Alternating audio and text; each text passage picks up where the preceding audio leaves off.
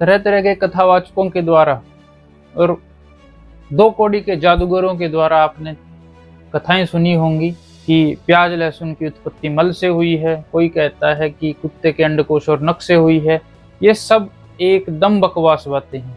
आयुर्वेद जो है ना वो प्रामाणिक बात कहता है, सैद्धांतिक बात कहता है। सिद्धांत वो होता है जो अगर यहाँ पर लागू हो रहा है तो दुनिया के, सृष्टि के, ब्रह्मांड के किसी भी कोने में आप इस्तेमाल करो, वहीं पर लागू होगा।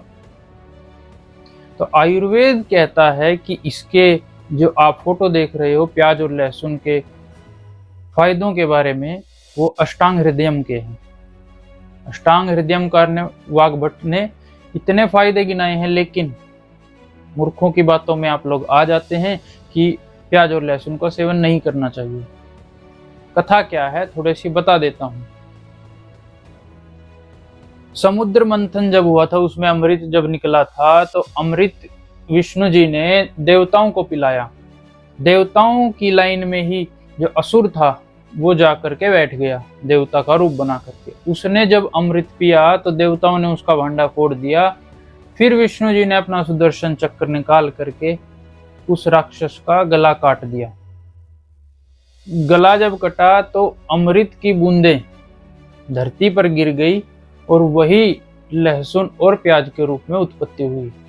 अब आयुर्वेद ये कहता है कि ये दोनों अमृत हैं। सीधी सी बात है, अगर अमृत से उत्पत्ति हुई है तो अमृत ही है। लेकिन आप लोग सुनते रहते हो कि प्याज लहसुन नहीं खाना चाहिए। हर एक बात का कुछ ना कुछ प्रमाण होता है, कुछ ना कुछ सिद्धांत होता है उस अनुसार।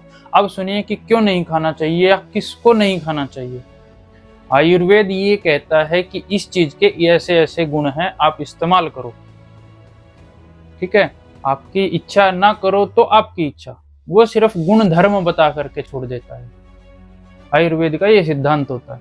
अब बात आती है कि चूंकि इसको, अमृत को असुर ने पिया था और असुर के गले से जब ये बूंदे गिरी तब इनकी उत्पत्ति हुई। ये असुर से उत्पत्ति हुई थी, इसलिए इसको सिर्फ ब्राह्मण लोग नहीं खाते।